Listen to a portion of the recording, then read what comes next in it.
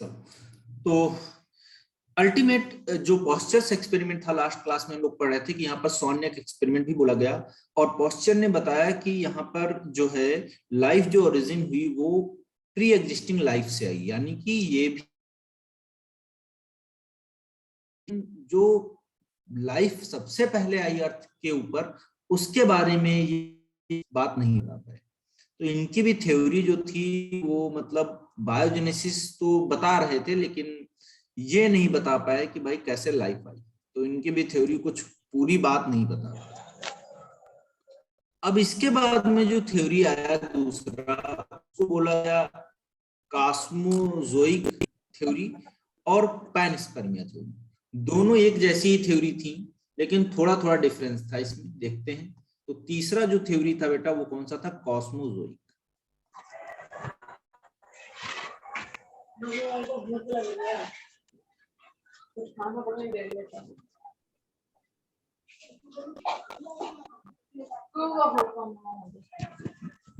Sir chapter कौन सा चल रहा था? मैं तो तब आ गई थी को प्रचार कर।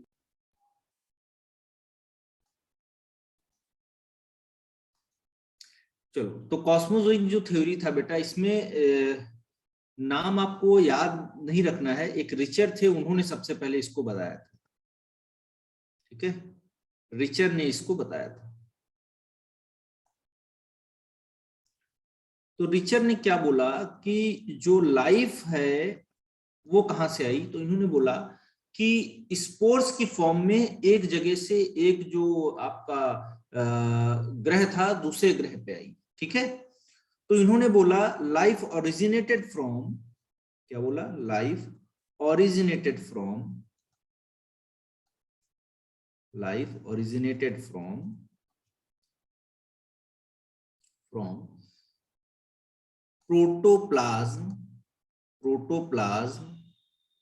protoplasm reaches on the earth from the universe,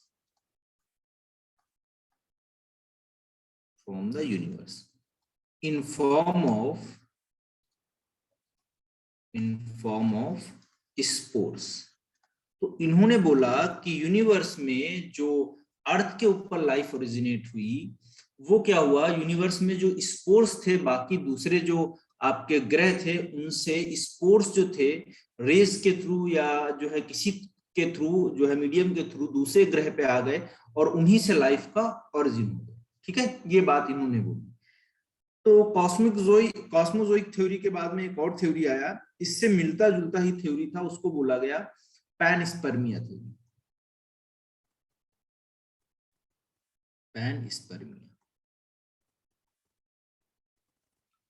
panspermia की जो थ्योरी थी उसके बारे में बोला आर्हेनियस ने, इसको प्रपोज किया आर्हेनियस ने। किसने प्रपोज किया? आर्हेनियस ने। तो आर्हेनियस ने क्या बोला कि जो ऑर्गेनिज्म है वो एग्जिस्टेड होंगे थ्रू आउट द यूनिवर्स। पूरे यूनिवर्स में ऑर्गेनिज्म प्रेजेंट होते हैं और उनके स्पोर्स जो होते हैं वो फ्रीली ट्रेवल करते हैं। ठीक है, और एक स्टार से दूसरे स्टार पे पहुंच जाते हैं। तो इन्होंने क्या बोला, जैसे मान लो एक आपका ये स्टार है, ठीक है, और दूसरा स्टार ये है। तो आर्हेनियस ने यही बोला कि यहाँ पर एक स्टार से दूसरे स्टार को क्या होते हैं, जो स्पोर्स होते हैं वो पहुंच जाते हैं। तो इनके थ्रू जो है आपका दूसरे स्टार पे या दूसरा जो आपका जो है वो है आपका उपग्रह वगैरह है, जो ग्रह हैं, उन पे लाइफ ऐसे इस तरीके से है। तो ये थ्योरी, हाँ बोलो बेटा। सर एक बार दोनों में डिफरेंस बता दो। हाँ, दोनों में डिफरेंस है। देखो, कॉस्मोजोइक थ्योरी में बोला गया कि life originated from protoplasm reaches on the earth from the universe in form of spores. यानी कि स्पोर जो थे जो है वो रीच हुए, वो पहुंचे, लेकिन वो किसी मीडियम के थ्रू पहुंच रहे थे, जैसे रेस जो थी उनके थ्रू पहुंच रहे थे। लेकिन पैनस्पर्मिया थ्योरी में आर्हेनियस कि जो एक स्टार से दूसरे स्टार पे स्पोर्स जो थे वो आ रहे थे। ठीक है, ये सर मतलब से एक ही मतलब यहाँ जैसा पे था क्या है? बहुत। स्पोर का मतलब वही है कि कोई ऐसी गैमिट वगैरह, जैसे मान लो एक ग्रह पे यहाँ पे जीवन है, यहाँ पर लाइफ है, और यहाँ से जो है वो स्पोर्स किसी तरीके से यहाँ पर आ गए। एक्चुअल में पैनिस्पर्मिया की थ्योरी जो एस्ट्रोनॉमर होते हैं वो भी मानते हैं इस बात को कि दूसरे ग्रह पर भी लाइफ है। तो वहां से हो सकता है कि कुछ स्पोर्स आ गए हों किसी तरीके से दूसरे उस पे ग्रह पे, और वहां पर भी लाइफ ओरिजिनेट हो गया होगा। तो इन्होंने यही बोला कि organism existed throughout the universe and their spores could freely travel। वहां पर मीडियम चाहिए था, लेकिन यहां पर पैनिस्पर्मिया में कोई मीडियम नहीं चाहिए था, फ्रीली ट्रेवल कर रहे थे थ्रू द स्पेस, है ना, from one star to another star. दोनों में यही डिफरेंस, बाकी दोनों एक ही जैसे थे, इसीलिए साथ में भी पढ़ते हैं बहुत जगह पे, इसको कॉस्मो पैनिस्पर्मिक थ्योरी भी बोला गया। ठीक है, यस सर। चलिए। हाँ, स्पोर्स बेटा कहां से है? दूसरे दूसरे ग्रह पे जो थे वहां पर होगा लाइफ। अब पूरा इतना बड़ा यूनिवर्स है, पूरा यूनिवर्स तो किसी ने नहीं देखा, तो ये केवल हाइपोथेसिस है। अब कहां से आया क्या आया, ये हर बात का आंसर तो कोई भी नहीं दे पाएगा। ठीक है, क्योंकि मैंने पहले ही बोला था कि ये केवल हाइपोथेसिस है। ठीक है, तो इन्होंने सोच समझ के बोला, बस उसके लिए लॉजिक देते रहते हैं। एस्ट्रोनॉमर भी बोलते हैं कि भाई बाकी ग्रहों पर भी लाइफ है, तो वहां से हो सकता है कुछ स्पोर्स आ गए हों अर्थ के ऊपर, तो अर्थ के ऊपर लाइफ वहां से आया हो। अब उस यूनिवर्स में तो कोई गया ही नहीं, उस जो है सॉरी उस ग्रह पे तो कोई गया ही नहीं दूसरा, तो कुछ कैसे बता देगा स्पोर्स वहां पर कैसे आए कि नहीं है, लाइफ है कि नहीं, ये भी कोई देख के नहीं आया है, लेकिन माना गया है ये बात। ठीक है गुरप्रीत। Okay sir. अब बेटा 5वें नंबर हम लोग theory of eternity of life, 5वीं थ्योरी देखते हैं। 4 थ्योरीज हमने पढ़ ली, 5वीं थ्योरी पढ़ लेते हैं हम लोग, थ्योरी ऑफ। स्कूल में आपको ये चैप्टर हुआ कि नहीं हुआ अभी? No sir. No sir. चलो फिर तो सही है। सर पर ये जितनी भी हाइपोथेसिस है ये सब गलत ही तो हुई, मतलब कैसे कोई स्पोर उड़ के आ सकता है कहीं से? बेटा जो हाइपोथेसिस होती है ना, वो मन की कल्पनाएं हैं, आप गलत तो नहीं बोल सकते हो उसको। ठीक है, गलत इसलिए नहीं बोल सकते, जो चीज देखी नहीं हमने, अगर सही नहीं बोल सकते तो उसको गलत भी नहीं बोल सकते। हो सकता है, सोचो ना, आप एज्यूम करो भाई, अगर आप सही नहीं मान रहे हो तो उसको गलत भी कैसे मान लो? आपको पास प्रूफ है कि ये बात गलत? नहीं प्रूफ होगा। जैसे उनके पास प्रूफ नहीं है कि ये बात सच है, तो आपके पास भी प्रूफ नहीं कि ये बात गलत। अगर कोई बात बोल रहा है उसको आप अगर मतलब डिस्कार्ड करना चाह रहे हो, तो उसके लिए तो आपको प्रूफ देना पड़ता है कि नहीं देना पड़ता? सर तो पर ये बात तो इलॉजिकल है ना। हाँ, इलॉजिकल है, बिल्कुल सही बात, बिल्कुल सही बात है, लेकिन अब बोला है उन्होंने तो हम लोग पढ़ते हैं, इलॉजिकल तो बात है ही है। लेकिन एस्ट्रोनॉमर भी मानते हैं कि भाई दूसरे ग्रहों पे लाइफ है, हम भले वहां तक नहीं पहुंच पाए, मानने पे ही बेस्ड है, तभी तो हाइपोथेसिस बोल रहे हैं हम लोग इसको। देखो इवोल्यूशन है बहुत इंटरेस्टिंग चैप्टर। सर तो मून पे जाने से पहले जुपिटर और वेनस वगैरह जगह तो पे जाना चाहिए था ना। बेटा ये तो सिर्फ हम खाली मिल्की वे में पढ़ रहे हैं, अपने सोलर सिस्टम की बात कर रहे हैं। मिल्की वे जैसी पता नहीं कितनी जो है वो है आपकी गैलेक्सीज हैं, आप जा ही नहीं पाओगे। आपका मतलब हॉलीवुड की मूवी देखो ना, उसमें दिखाते हैं कि मतलब आपका लाइफ ही 1000 साल लग जाएंगे, वहां तक पहुंच ही नहीं पाओ दूसरे ग्रह पे आप। तो यूनिवर्स तो बहुत बड़ा है, अनंत है, वो तो इन्फिनाइट इन्फिनाइट है ना, तो वहां तक पहुंच ही नहीं पाओगे, तो कैसे आप मानना ही पड़ेगा आपको फिर जो बोल रहा है वो। ये बात आई बात समझ में? ठीक है सर। हाँ। अब theory of eternity of life देखो इसमें क्या बोला गया, तो इसको प्रपोज किया एक प्रेयर नाम था, एक जो है साइंटिस्ट थे प्रेयर, उन्होंने इस थ्योरी को बताया, theory of eternity of life. इन्होंने क्या बताया कि देखो लाइफ इमॉर्टल है। इन्होंने क्या बोला कि लाइफ जो है इमॉर्टल, लाइफ कैसी है? इमॉर्टल। इमॉर्टल का मतलब क्या था कि लाइफ मतलब कभी खत्म नहीं होती है। जैसे देखिए हम लोग जब गीता पढ़ते हैं ना, तो गीता में भी क्या लिखा हुआ है, गीता में बोलते हैं कि देखो श्री कृष्ण भगवान क्या बोलते हैं कि देखो लाइफ जो है ना इसको कोई मार सकता है, जीवन को मतलब किसी आत्मा को ना कोई मार सकता है ना उसको पैदा कर सकता है, वो केवल एक जगह से दूसरी जगह में चली जाती है, एक बॉडी को छोड़ती है दूसरी बॉडी में चली जाती है, ऐसा मतलब धार्मिक बातें हैं ये हालांकि। तो यहाँ एक बॉडी से दूसरी बॉडी में, तो एक्चुअल में जो आत्मा या जो भी था ये क्या थी, एनर्जी ही तो थी। अब देखो अगर इसको आप फर्स्ट लॉ से अगर डिफाइन करो, तो फर्स्ट लॉ में भी तो बताया गया ना, energy cannot be destroyed, cannot be जो है created, it only transform from one form to another form. तो ये सेम बात ही तो बोली थी उन्होंने भी, है कि नहीं? तो ये भी वही बात हो गई। तो इन्होंने भी बोला कि लाइफ इमॉर्टल है, ठीक है, कोई मार नहीं सकता है लाइफ को, ठीक है। और इन्होंने क्या बोला कि ऑर्गेनिज्म मतलब वही जो उसके अंदर जान है, जो लाइफ है, चेंजिंग ओनली इन फॉर्म। तो केवल क्या चेंज करता है, अपनी फॉर्म को चेंज करता है, ठीक है। लाइफ को ना कोई मार सकता है ना कोई दे सकता है। इट ओनली, जैसे मान लो किसी की डेथ हो गया, तो डेथ का मतलब ये बॉडी गया, लेकिन उसके अंदर जो एनर्जी थी वो तो उसको थोड़े कोई खत्म कर पाएगा, तो ये एक फॉर्म से दूसरी फॉर्म में चली जाएगी। तो फर्स्ट लॉ में भी यही बात बोली गई। चलो आगे बढ़ते हैं। तो 5 थ्योरी हो गई। छठी थ्योरी में देखो क्या बोला गया, 6 नंबर वाली पे। 6 नंबर वाली बोला गया कि थ्योरी ऑफ कैटास्ट्रोफिज्म, थ्योरी ऑफ कैटास्ट्रोफिज्म।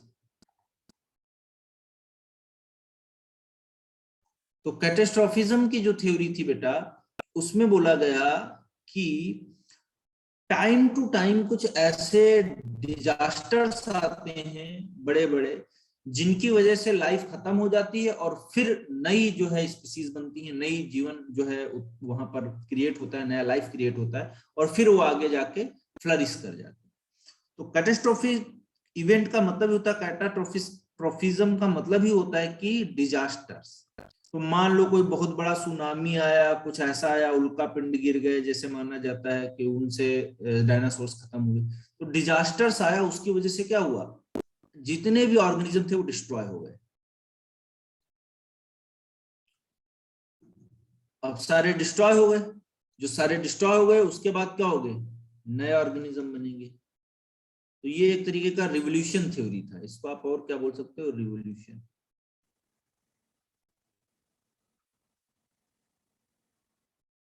क्या बोलेंगे, रिवोल्यूशन थी, ठीक है, डन। तो ये हो गया आपका थ्योरी ऑफ कैटास्ट्रोफिज्म। अब ये तो नॉर्मल थ्योरीज बताई गई थी। इसके बाद में ये कोई भी थ्योरी पूरा 100% श्योरिटी के साथ नहीं बता पाई कि लाइफ कैसे ओरिजिनेट हुआ। ज्यादातर तो इलॉजिकल बातें थी, इनका कोई प्रूफ था नहीं, एविडेंसेस थे नहीं कोई। तो साइंस ने इन सब थ्योरीज को निग्लेक्ट कर दिया, डिस्कार्ड कर दिया। लेकिन इसके बाद में जो थ्योरी आई वो आई आपकी modern theory of Oparin and हेल्डन। Modern theory of Oparin and हेल्डन, या इसी को बोला गया केमिकल थ्योरी, या इसी को बोला गया नेचुरलिस्टिक थ्योरी। अब जो ये जो थ्योरी थी, नेचुरलिस्टिक थ्योरी या केमिकल थ्योरी या नेचुरलिस्टिक थ्योरी, ये जो थ्योरी आई इसमें ओपेरिन और हेल्डन दो ने दिया था, अलग अलग दिए थे लेकिन मिला के बोलते हैं इसको ओपेरिन एंड हेल्डन थ्योरी। इस थ्योरी में बेटा क्या बोला गया कि आपका कई सारे चरणों में, इसको कई सारे स्टेप में डिवाइड किया गया, और एक एक करके बोला गया कि भाई पहले केमिकल्स बने, और केमिकल से ही क्या आई, कुछ सेल्स बनी जिनमें लाइफ ओरिजिनेट। ये सब बातें बोली इन्होंने। तो इनके बारे में बहुत बहुत बेहतरीन थ्योरी दिया, और इसको माना भी गया।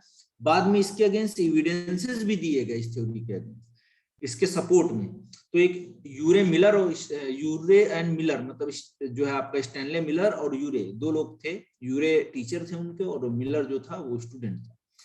उन दोनों ने मिलके जो है एक थ्योरी दिया, एक एक्सपेरिमेंट एक्चुअल में डिजाइन किया, जो ये ओपेरिन और हेल्डन की थ्योरी से बिल्कुल मैच करता था। मतलब प्रूफ किया एक तरीके से कि भाई हमने पढ़ा ये, तो ये बात सही है कि नहीं सही है। तो उसके लिए एक्सपेरिमेंट किया, और एक्सपेरिमेंट में बिल्कुल जैसा लिखा हुआ था, जो है आपका ओपेरिन और हल्डन ने वैसी बातें सामने आई, तो माना गया कि हाँ ठीक है, इस तरीके से ऑरिजिन ऑफ लाइफ हुआ होगा। तो एक एक स्टेप में हम लोग पढ़ते हैं क्या होता है, वो सब चीजें देखते हैं। तो शुरुआत करते हैं हम लोग कहाँ से इसमें, तो शुरुआत करेंगे हम लोग यहाँ पर आपका ओपेरिन और हल्डन थ्योरी की। तो हेडिंग डालेंगे, जो नेक्स्ट हमारा थ्योरी है modern theory, modern theory, modern theory. और इसी का नाम बेटा क्या था, नेचुरलिस्टिक थ्योरी।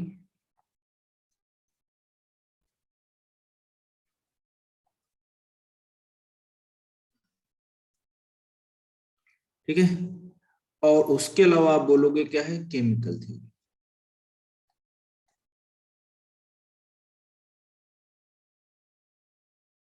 ठीक है, या इसको बोला गया Oparin and Haldane theory, Oparin, Oparin and Haldane theory.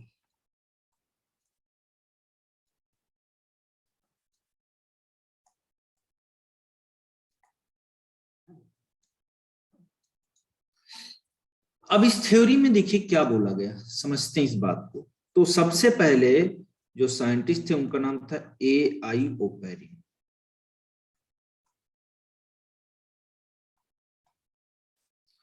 AI Oparin एक रशियन साइंटिस्ट थे, रशियन लोग बहुत आगे थे भाई इस मामले में, तो रशियन साइंटिस्ट थे।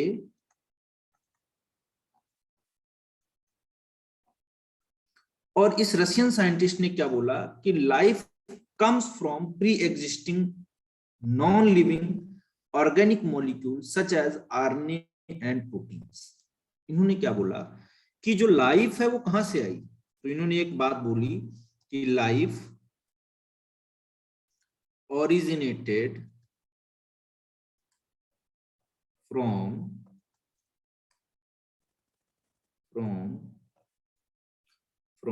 pre-existing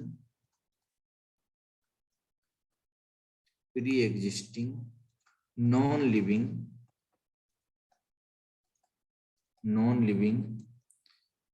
organic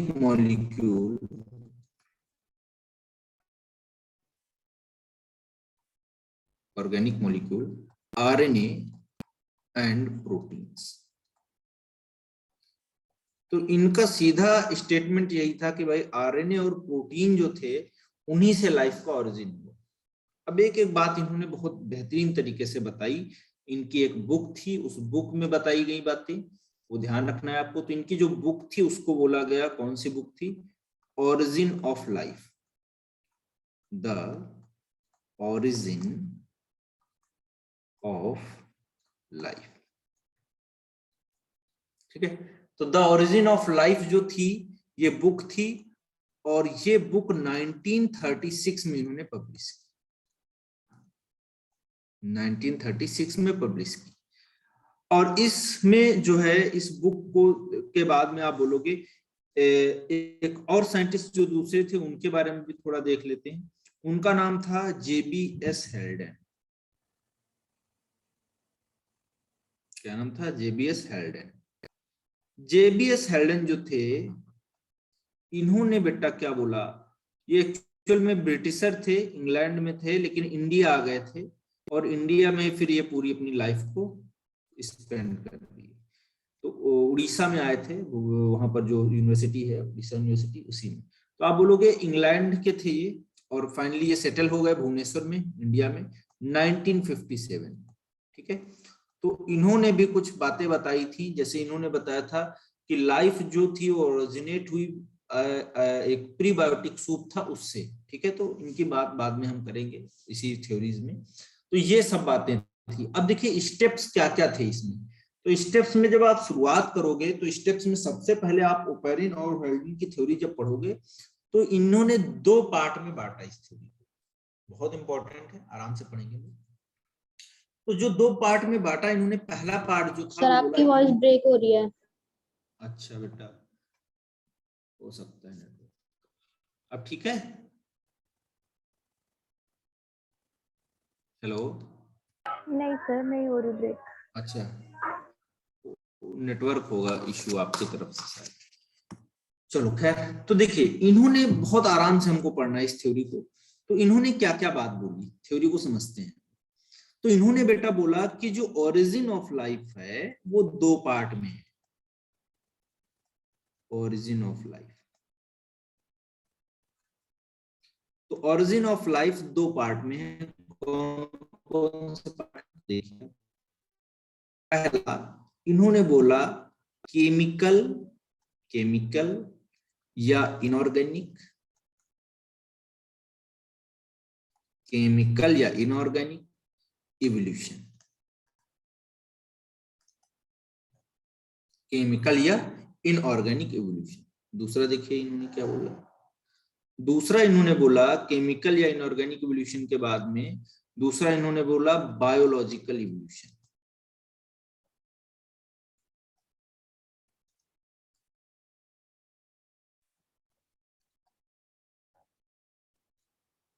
ठीक है, तो एक तो केमिकल इवोल्यूशन होगा और केमिकल इवोल्यूशन से ही क्या हुआ, बायोलॉजिकल इवोल्यूशन।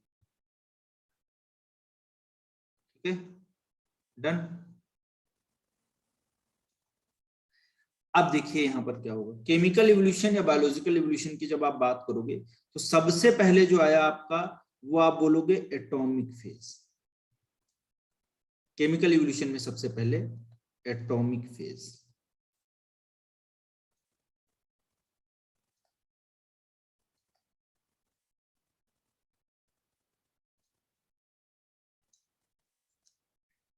तो एटॉमिक फेज की जब आप बात करोगे तो एटॉमिक फेज में आप बोलोगे एच, हाइड्रोजन, ऑक्सीजन।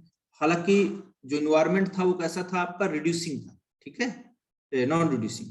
तो यहाँ पर H O C N S P, ये सारे जो एटॉमिक फॉर्म में जो है ये सारी चीजें प्रेजेंट थी। अब इनसे क्या बना, एटम से क्या बना, तो आप बोलोगे एटम से बनेगा आपका क्या बनेगा, formation of simple molecule.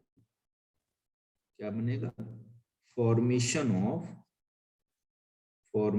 Of simple molecule.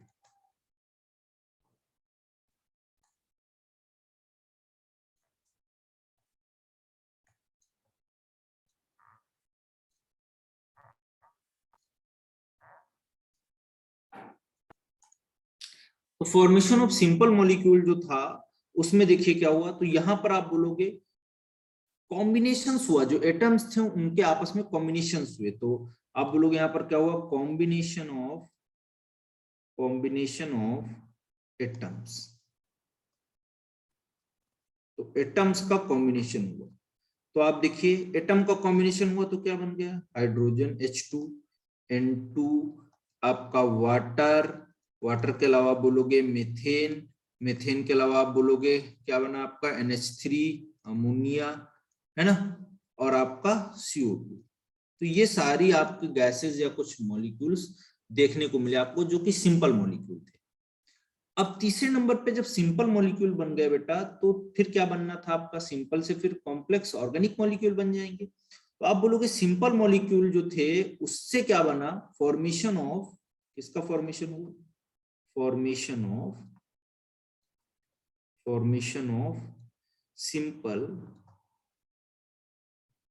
Simple organic molecule,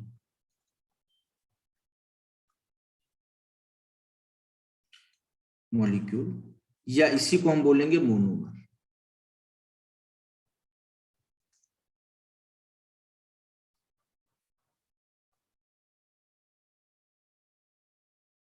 ठीक है, तो इसके केस में आप देखोगे जो फॉर्मेशन हुआ सिंपल ऑर्गेनिक मॉलिक्यूल का, मोनोमर्स का, तो उसमें क्या मोनोमरिक फॉर्म से, तो सिंपल मॉलिक्यूल से क्या बने, simple organic molecule. Simple organic molecule से क्या बने, जो है सॉरी सिंपल मॉलिक्यूल से क्या बने, सिंपल ऑर्गेनिक मॉलिक्यूल्स बने। तो उनकी बात करते हैं, देखते हैं अगले पेज में क्या बना। तो देखिए यहाँ पर जैसे आपका CH4 था, CH4 से CO2 मिला, CO2 के साथ में वाटर मिला, और इन्होंने मिलके क्या बना दिया, दे फॉर्म द शुगर। फिर क्या बना दिया, ग्लिसरॉल, और आप बोलोगे क्या बना दिया, फैटी एसिड्स। ठीक है, तो इस तरीके से आपका जो है फैटी एसिड, शुगर, ग्लिसरॉल ये सब बन गया। दूसरा देखिए, आप बोलोगे CH4 प्लस, CH4 के अलावा आप बोलोगे यहाँ पर क्या होगा आपका HCN, hydrogen cyanide, water, ammonia, ये मिलके बेटा क्या बना लेंगे, तो आप बोलोगे प्यूरीन और पैरामिडीन। प्यूरीन और पैरामिडीन क्या थे, नाइट्रोजनस बेस थे। ये क्या थे, नाइट्रोजनस बेस थे, ये बन गए। अब नाइट्रोजनस बेस बन गए तो हमको पता था आपका न्यूक्लिक एसिड जो था उसमें नाइट्रोजनस बेस प्रेजेंट होते हैं, तो बिना न्यूक्लिक एसिड नाइट्रोजनस बेस के तो बन नहीं पाएंगे, तो ये कहानी इतनी हो गई। अब इसके अलावा आप बोलोगे CH4, एक बात और यहाँ पर लिख लेते हैं, CH4 प्लस आप बोलोगे CO2 प्लस आप बोलोगे वाटर एंड NH3। इसने मिलके क्या बना लिया, तो इसने बना दिया अमाइनो एसिड्स। ठीक है, तो अमाइनो एसिड्स भी बन गए। अब इतनी सारी चीजें बन गई। अब क्या हुआ, यहाँ पर बहुत गर्मी थी, बहुत तेज गर्म था, एकदम 800 डिग्री सेल्सियस के ऊपर था, मतलब लगभग लोग बोलते हैं 5000 डिग्री सेल्सियस तक का भी टेम्परेचर था यहाँ। तो यहाँ पर हुआ क्या, धीरे धीरे क्या हुआ, कूलिंग होने लगी, धीरे धीरे चीजें कूल होने लगी।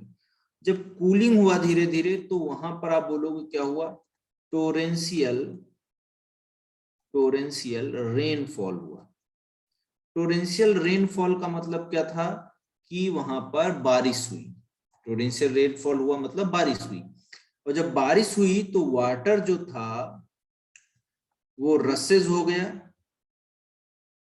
तो वाटर रसेज डाउन, ठीक है। और जब वाटर एक जगह पे गिरा, एक ही जगह पे, तो इसके पास क्या था, it contain salt and minerals.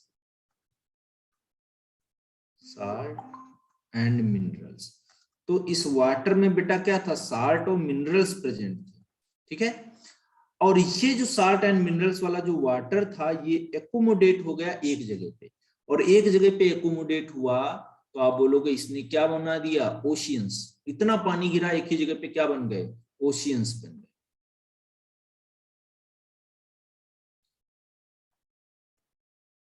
और क्या बना दिया, ओशियंस। क्या प्रॉब्लम डोरेमोन में बताई थी, अच्छा हमको नहीं पता था, डोरेमोन तो देखे नहीं। क्या बताया था डोरेमोन में मनीषा?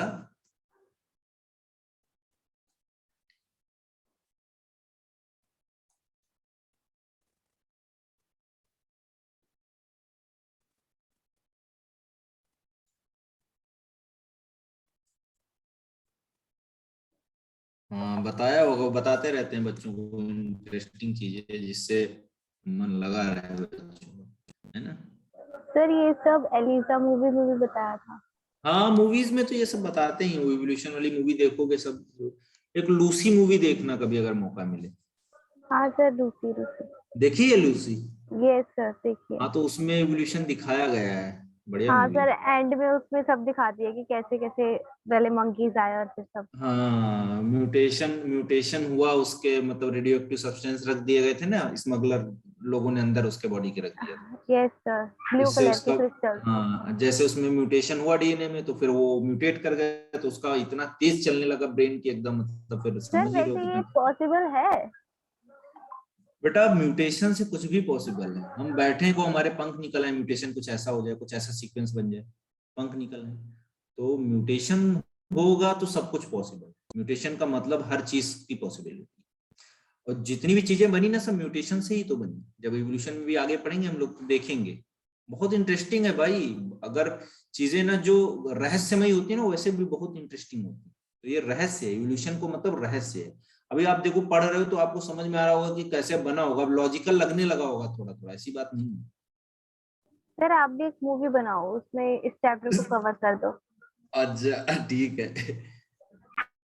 तो ओशियंस यहाँ पर बन गए, अब ओशियंस बना लिए हम लोगों ने। अब ओशियंस बन गए, अब यहाँ पर कुछ एक्सटर्नल, अब आदमी पूछेगा कि ठीक है भाई, लेकिन यहाँ पर ये सब जो हो रहा था, ये रिएक्शंस हो रही थी, इनमें एनर्जी कहाँ से मिला? ये जो रिएक्शंस हो रही थी, इनकी एनर्जी कहाँ से आया? तो एनर्जी मैं बता रहा हूँ कहाँ से आया। एनर्जी आया, यूवी रेस थी वहां पर, एक्स रेस थी, लाइटनिंग था, उसके अलावा हाई एनर्जी रेडिएशन था। अगर कोई पूछता है ये सब होने के लिए एनर्जी भी तो चाहिए, तो एनर्जी बिल्कुल था। एनर्जी कहाँ से मिली? एनर्जी का सोर्स क्या था उस समय?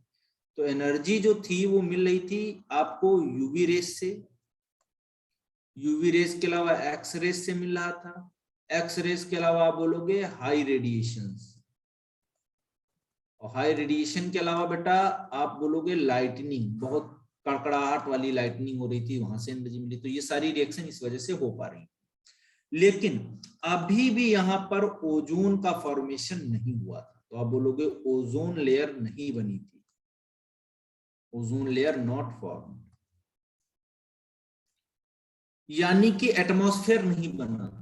एटमॉस्फेयर नहीं बना तो ऑक्सीजन अभी भी फ्री फॉर्म में तो थी नहीं। ऑक्सीजन, ऑक्सीजन तो बाइंड फॉर्म में थी। अगर ऑक्सीजन फ्री फॉर्म में होती तो ऑक्सीडाइजिंग एनवायरनमेंट हो जाता, ऑक्सीडाइजिंग एनवायरनमेंट हो जाता तो आसानी से क्या होता, आपका एनवायरनमेंट बन जाता। लेकिन एनवायरनमेंट नहीं बन पाया, एटमॉस्फेयर इसीलिए नहीं बन पाया क्योंकि वहां पर ऑक्सीडाइजिंग एनवायरनमेंट नहीं था।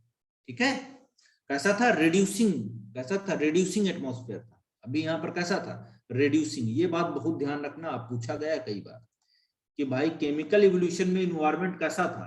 तो जब तक रिड्यूसिंग रहेगा तब तक कुछ नहीं होने वाला है। रिड्यूसिंग एटमॉस्फेयर जब तक है तब तक कुछ नहीं होने वाला। मतलब ऑक्सीजन जो था, रिड्यूसिंग का मतलब ही समझ रहे हो आप, ऑक्सीजन जो होगी not present in free form. तो जब फ्री फॉर्म में है ही नहीं, इन्वायरमेंट कैसा है आपका? रिड्यूसिंग है, तो कहां से भैया जो है पॉसिबिलिटी है? ओजोन बनेगा नहीं, ओजोन बनेगा नहीं तो यूवी रेज आती रहेंगी, प्रॉब्लम क्रिएट ही होगा। अब देखिए इसके बाद क्या होगा। तो अब आप बोलोगे कि इसी जगह पे अब हम एक बात पढ़ लेते हैं। ये कहानी हम ओपेरिन की पढ़ रहे थे, इसी में एक हेल्डन की बात जो थी वो रखेंगे। और उन्होंने क्या बोला, बहुत अच्छी बात बताई उन्होंने। क्या बोला उन्होंने कि जो ये समुद्र बना, जो सी बना, ऐसे इन्होंने ये बात बोली, ये पूरा पानी भरा हुआ था और हॉट था, कंडीशन तो हॉट थी, हॉट थी कंडीशन, करीब करीब 800 डिग्री सेल्सियस के ऊपर ही था यहाँ पर टेम्परेचर। ये खौलता हुआ पानी एकदम 800 डिग्री सेल्सियस पे। और इसी में बेटा क्या हुआ, जो केमिकल बने ना, अभी पीछे मैंने बताया, जो मॉलिक्यूल जो थे वो आपस में जुड़ने लगे। और जुड़ने लगे तो ये देख रहे हो आप, ये ओशियन था, इसमें ऐसे, तो ये जब जुड़ने लगे तो इन्हीं से क्या बन गए, जो है बड़े बड़े ऑर्गेनिक मॉलिक्यूल बन गए। और इन्हीं से आगे जाके प्रोटोबायोंट सेल बन गई, मतलब सेल्स बन गई, उन्हीं से आगे लाइफ बनेगी। तो इस बात के लिए जो हेल्डन थे उन्होंने क्या बोला कि सूप लाइक, क्या बोला इन्होंने? Soup like, soup like broth, broth मतलब वही nutritive media of chemicals, of chemicals formed in oceans of the early form, which living cells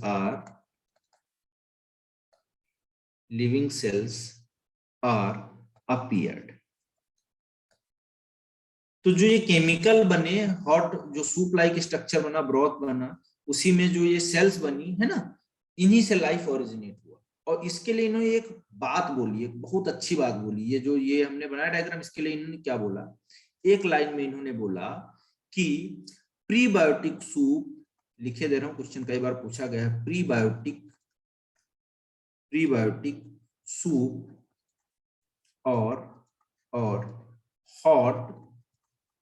diluted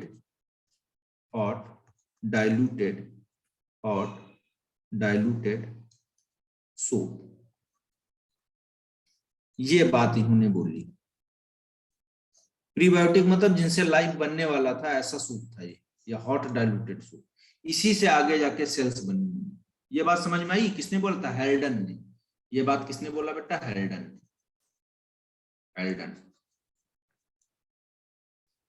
बताओ जरा मुझे, ये बात सभी की समझ में आ गई? नहीं तो फिर दोबारा बताऊंगा। गुरप्रीत, खुशी, है ना, सब लोगों को समझ में आया? इंदु, झिलमिल,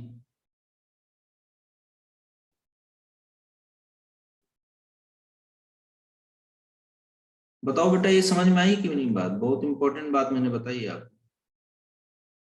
अच्छा ठीक है, करे दे रहा हूँ रिपीट। मैंने क्या बोला देखो, मैंने बोला कि जो बारिश हुई, टोरेंशियल रेन हुआ, तो जहां पर बहुत ज्यादा वाटर गिरा एक जगह पे, तो वो ओशियंस बन गए। ये क्या बन गए? ओशियन बन गए।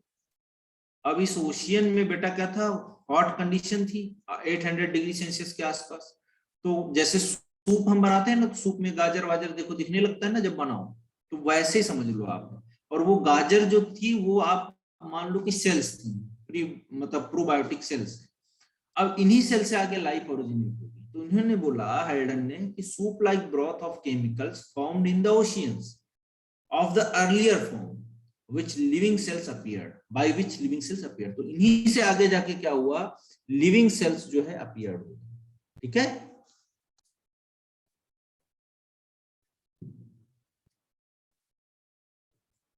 चलें आगे बढ़े। अब मनीषा,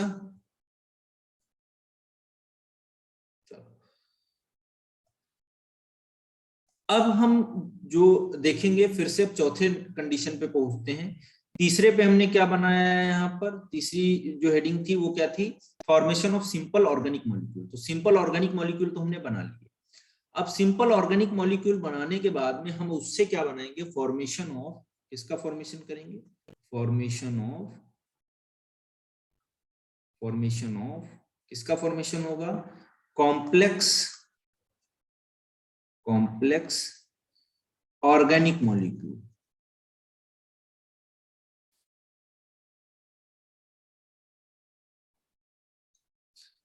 तो formation of organic, complex organic molecule वो देखिए कैसे।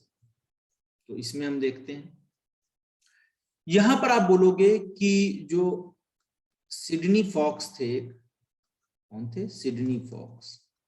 उन्होंने एक एक्सपेरिमेंट बनाया, एक एक्सपेरिमेंट डिजाइन किया। उन्होंने किया क्या देखिए, ड्राई मिक्सचर जो था, मिक्सचर ऑफ इसका अमाइनो एसिड, उसको ले लिया। और उसको लेने के बाद इन्होंने क्या किया? हीट किया। और हीट करने के बाद फिर उसको एकदम से कूल कर लिया। तो कूल जब किया इन्होंने, तो देखा इन्होंने क्या कि ये अमाइनो एसिड आपस में जुड़ गए और इन्होंने क्या बना दिया? पॉलीपेप्टाइड चेन बना दिया। तो एक बात इनकी समझ में आई कि भाई अमाइनो एसिड जब बने होंगे, अमाइनो एसिड से ही क्या हुआ होगा? पॉलीपेप्टाइड चेन बन गई होगी, और वो चेन प्रोटीन बन गई होगी, और प्रोटीन बन के आगे फिर क्या होगा? आपका कुछ बना लिया होगा स्ट्रक्चर कुछ। अब दूसरा देखिए, इसके अलावा ओपैरिन ने देखिए क्या बोला था। ओपैरिन ने क्या किया? अमाइनो एसिड लिए और एक सॉल्यूशन में डाल के ऐसे हिलाया, तो उसमें भी उन्होंने देखा कि आपस में अमाइनो एसिड जुड़ने लगे थे। ठीक है, तो ये बात भी बोला ओपैरिन ने। तो ये दो चीजें थी जो हम लोग जो है डिस्कस करेंगे, formation of complex organic molecule. तो पॉलीपेप्टाइड चेन बन गई, ऐसे ही फैटी एसिड आपस में मिलकर फैट बना लिए।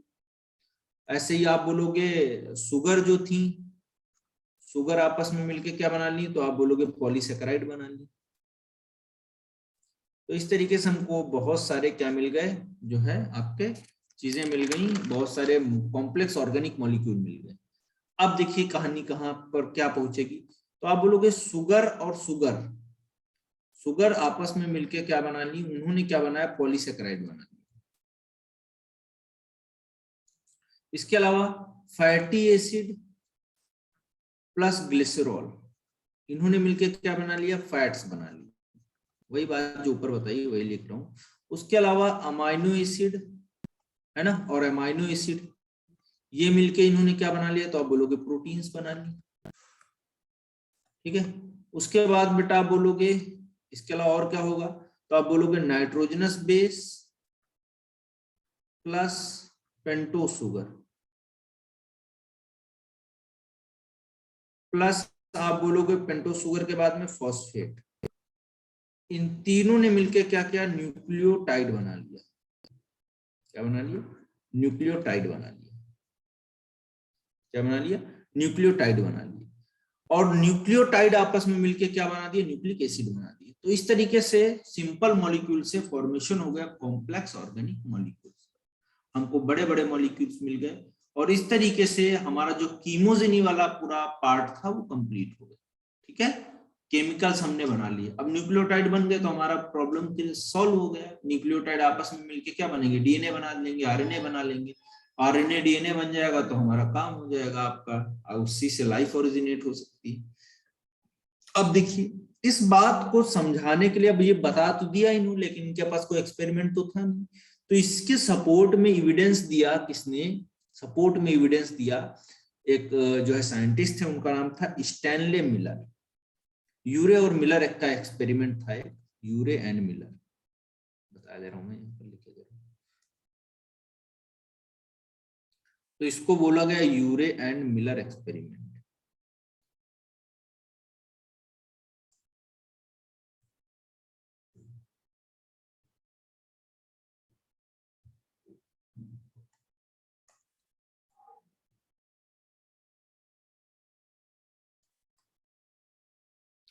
तो यूरे एंड मिलर एक्सपेरिमेंट, ये कहानी थी। ठीक है, तो यूरे और मिलर के एक्सपेरिमेंट में देखिए क्या बताया गया। तो यूरे और मिलर ने जो थे, उन्होंने 1953 में ये एक्सपेरिमेंट डिजाइन किया। अब इस एक्सपेरिमेंट में इन्होंने किया क्या, देखिए, पूरी वही कंडीशन बनाई कि रिड्यूसिंग इन्वायरमेंट बना दें, टेम्परेचर उतने कर दें, वो सारी पॉसिबिलिटीज क्रिएट कर दें जब लाइफ का ओरिजिन हुआ होगा या केमिकल एवोल्यूशन हुआ होगा। तो उन्होंने कुछ इस तरीके का सेटअप बनाया, ये कांच का एक फ्लास्क बनाया, यहाँ पर वैक्यूम भी लगा दिया, वैक्यूम पंप लगा दिया। वैक्यूम पंप इसलिए लगा दिया क्योंकि यहाँ पर ये वैक्यूम पंप है, वैक्यूम पंप इसलिए लगा दिया क्योंकि यहाँ पर क्या करना था, आपका जो ऑक्सीजन अगर आ भी गई तो वो ऑक्सीजन को निकाल लेगा। ठीक है, तो रिड्यूसिंग इन्वायरमेंट बनाया। अब आगे देखिए, यहाँ पर वैक्यूम पंप लगाने के बाद आगे बढ़ेंगे तो यहाँ पर आपको देखने को मिलेगा एक बीकर था, ऐसे इस तरीके से,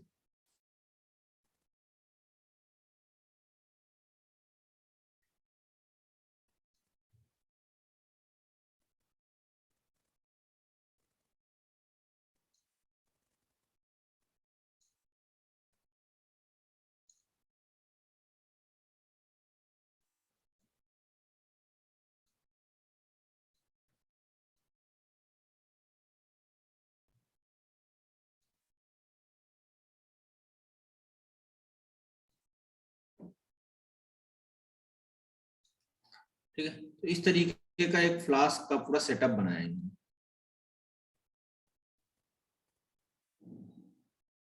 तुमने भी यही सोचा था, वाह क्या बात, बहुत दिमाग लगा रहे हो, फिर तो बिल्कुल सही जा रहे हो एकदम बेटा, फिर तो तुम प्रॉब्लम ही सब सॉल्व कर दिए। इधर इलेक्ट्रोड लगा दिए, यही तो बच्चों की खास बात होती है, सोचते बढ़िया है, सॉल्यूशन सोचते हैं। जिस एज में आप हो ना, उस एज में लोग सॉल्यूशन सोचते हैं, नई नई चीजें आती हैं ब्रेन में, है ना, बहुत अच्छी बात।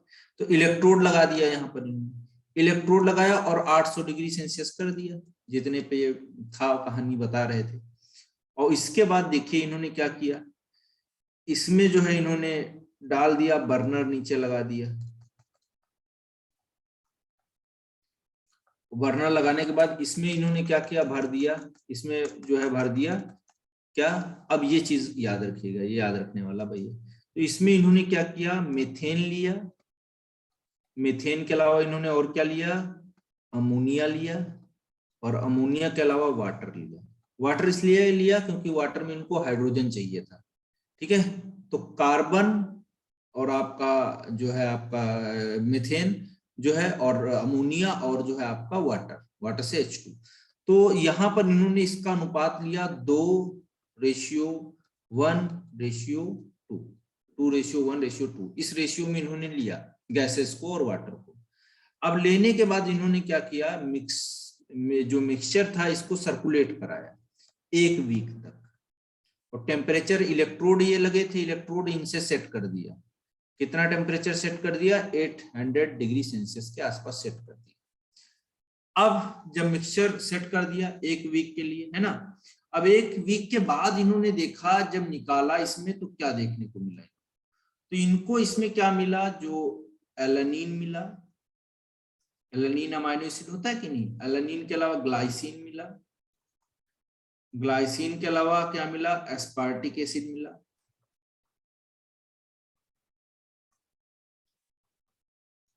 और एस्पार्टिक एसिड के अलावा यूरिया मिला, और यूरिया के अलावा इसमें HCN मिला, और HCN के अलावा यहाँ पर लिपिड मिले, है ना, और आपका एसिटिक एसिड।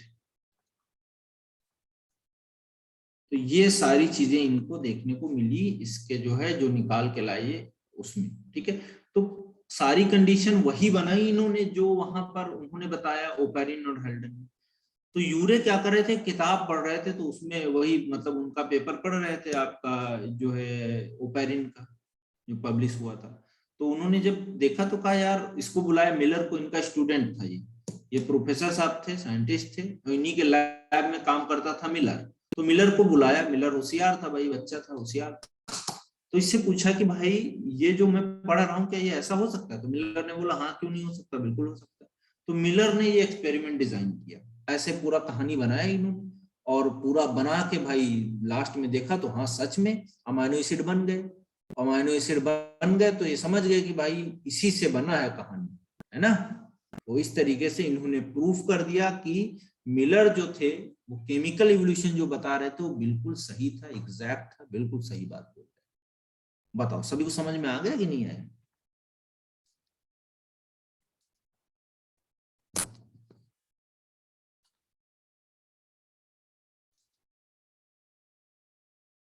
किसी को कोई प्रॉब्लम हो बताए?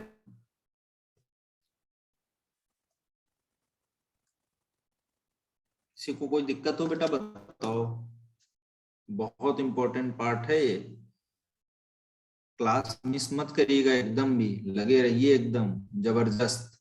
क्योंकि हम लोग अब देखो बोर्ड का ओरिएंटेशन ही लेके पढ़ा रहे हैं सारी चीजें, है ना। नीट का हम लोग देखते हैं पहले, बोर्ड आप लोग दे लो फिर देखते हैं। क्लास मत मिस करिएगा क्योंकि एवोल्यूशन बहुत लेंदी टॉपिक है और बहुत आता क्वेश्चन है इसमें से, बहुत सारा बोर्ड्स में बहुत क्वेश्चन पूछा जाता है यहाँ से, ठीक है, बहुत पूछा जाता है। इलेक्ट्रोड का यहाँ लाइट इलेक्ट्रिसिटी पास कर रहा है, इस इलेक्ट्रोड से, इलेक्ट्रोड का काम यही होता है इलेक्ट्रिसिटी को पास करना, ठीक है।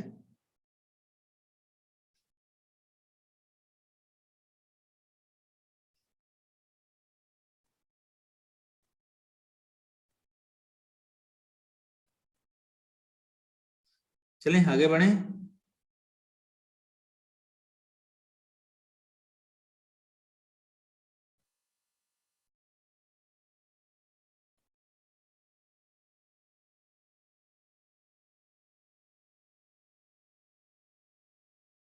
तो केमिकल इवोल्यूशन तो हम लोगों ने पढ़ लिया भाई, केमिकल इवोल्यूशन हो गया क्लियर।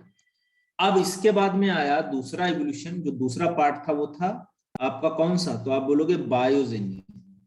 दूसरा वाला पार्ट क्या था, बायोजेनी, या इसी को बेटा हम क्या बोल रहे थे, बायोजेनेसिस।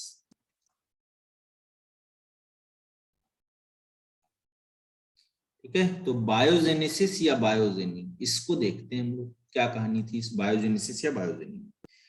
तो बायोलॉजिकल इवोल्यूशन या बायोजेनेसिस जो था उसमें क्या बोला गया, सबसे पहले बोला गया फॉर्मेशन ऑफ प्रोटोबायोन्ट सेल। अब समझ में आएगा सब, केमिकल वाला तो समझ में आ ही गया। अब हम क्या करते हैं, फॉर्मेशन ऑफ क्या बना हो गया, प्रोटोबायोन्ट सेल।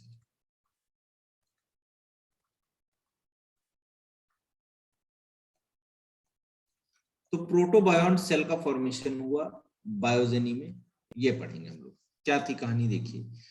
तो जो फॉर्मेशन ऑफ प्रोटोबायोन्ट था इसमें आप बोलोगे न्यूक्लिक एसिड और प्रोटीन, क्या बोला गया कि न्यूक्लिक एसिड प्लस प्रोटीन्स, ठीक है।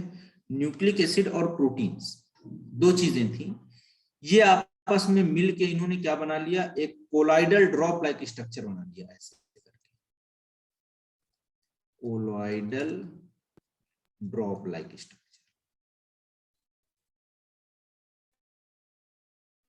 बना लिया, कोलाइडल ड्रॉप लाइक स्ट्रक्चर बना दिया। अब जो कोलाइडल ड्रॉप लाइक स्ट्रक्चर बन गया, ये ऐसे ऐसे बन गया कोलाइडल ड्रॉप लाइक स्ट्रक्चर, इसी को बोला गया प्रोटोबायोन्ट। मतलब लाइफ आने से पहले, बायोन्ट का मतलब ऐसी सेल्स जिनसे लाइफ बनी, तो उससे जस्ट प्रोटोबायोन्ट सेल्स जो थी उससे पहले की वो कौन सी थी, तो आप बोलोगे ये कोलाइडल ड्रॉप लाइक स्ट्रक्चर थे और इसमें लिपिड मेम्ब्रेन, ठीक है। तो इसी को हमने बोला गया it is the first sign of life. क्या था? First sign of life, life का पहला साइन, ठीक है। अब ओपैरिन ने देखिए क्या बोला, ओपैरिन ने क्या बोला समझिए इस बात। तो ओपैरिन ने भाई प्रोटीन प्लस, क्या बोला इन्होंने, protein plus carbohydrate, protein plus carbohydrate जो थे वो मिलके क्या बनाए थे, तो आप बोलोगे कोलाइड ड्रॉप बनाए, ऐसे ही।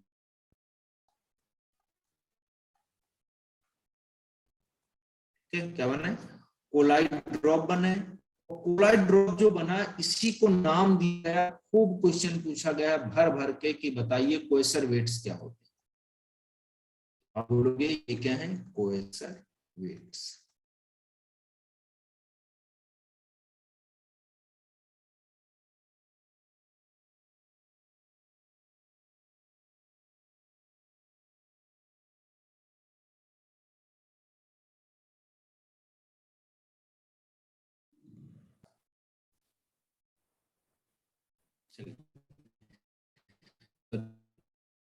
तो ओपैरिन ने क्या बोला बेटा, प्रोटीन प्लस कार्बोहाइड्रेट मिलके क्या बनाएंगे, कोलाइडल ड्रॉप लाइक स्ट्रक्चर बनाएंगे, और उनको हमने क्या बोला, कोएसर वेट्स।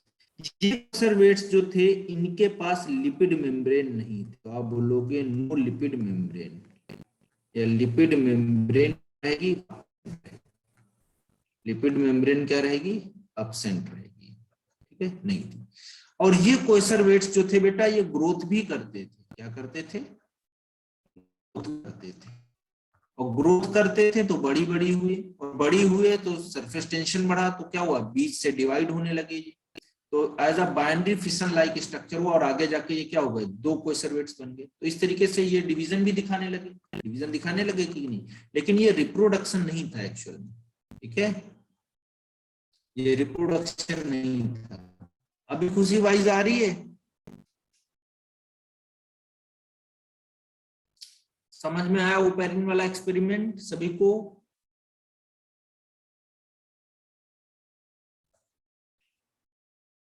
चलो मैं फिर से रिपीट किए दे रहा हूं। ओपैरिन जो थे उन्होंने क्या बोला कि भाई प्रोटीन प्लस कार्बोहाइड्रेट मिलके कोलाइड ड्रॉप लाइक स्ट्रक्चर बनाएंगे जिसको हम कोएसर वेट्स बोलेंगे। ये कोएसर वेट्स ग्रोथ करेंगी, और ग्रोथ करेंगी तो यहाँ पर जब साइज बड़ा होगा तो सरफेस टेंशन लगेगा, जिसकी वजह से ये क्या होंगी, डिवाइड होने लगेंगी, और डिवाइड होके दो जो है कोएसर वेट्स बन जाएंगी। तो ये डिवीजन हुआ, ग्रोथ भी हुआ, डिवीजन भी हुआ, लेकिन आप इसको रिप्रोडक्शन नहीं बोलोगे यहाँ पर, ठीक है, क्लियर है? अब देखिए ऐसा ही एक और एक्सपेरिमेंट था, उसको दिया गया, हाँ रिप्रोडक्शन क्यों बोलोगे, अभी इसमें जेनेटिक मटेरियल तो है ही नहीं कुछ भी, ठीक है, कुछ ऐसा जान है ही नहीं, हलचल कुछ है ही नहीं, ये तो केवल बड़ा हो रहा है, डिवाइड हो गए, भरते रहोगे टूट के अलग हो जाएगा। अब ओपैरिन के बाद में इसी बात को सिडनी फॉक्स ने देखो एक्सपेरिमेंटली प्रूव किया, जो अभी मैंने बताया था आगे, सिडनी फॉक्स, उन्होंने देखिए क्या किया। तो सिडनी फॉक्स ने क्या बोला कि मिक्सचर ऑफ अमाइनो एसिड ले लिया, बहुत सारे अमाइनो एसिड का मिक्सचर ले लिया, और मिक्सचर लेने के बाद इन्होंने क्या किया, हीट किया उसको, और हीट करने के बाद मैंने बोला था कि कूल किया, और कूल किया उसके बाद अमाइनो एसिड आपस में जुड़ गए, और जुड़ने के बाद में उस स्ट्रक्चर को हम क्या बोल देंगे, दैट इज नोन एज प्रोटोनॉइड्स, प्रोटोनॉइड। तो प्रोटीनॉइड जो बॉडीज थी, जो स्ट्रक्चर्स थे, ये भी कोएसर वेट्स के रिजेम्बलेंस के जैसे ही थे, लेकिन इनके पास क्या था बेटा, लिपिड कोट भी प्रेजेंट था, यहाँ पर लिपिड कोट भी प्रेजेंट था, तो आप बोलोगे लिपिड की कोटिंग भी प्रेजेंट थी, वहां पर एब्सेंट थी लेकिन यहाँ पर प्रेजेंट थी। और इनको इन्होंने नाम क्या दिया? माइक्रोस्फीयर। क्या नाम दिया? माइक्रोस्फीयर। ठीक है, तो क्वेश्चन पूछता है माइक्रोस्फीयर किसने बताया, तो आप बोलोगे सिडनी फॉक्स ने बताया। ठीक है, तो यहां तक हम लोगों ने डिस्कस कर लिया, आज के लिए यहीं तक रखते हैं।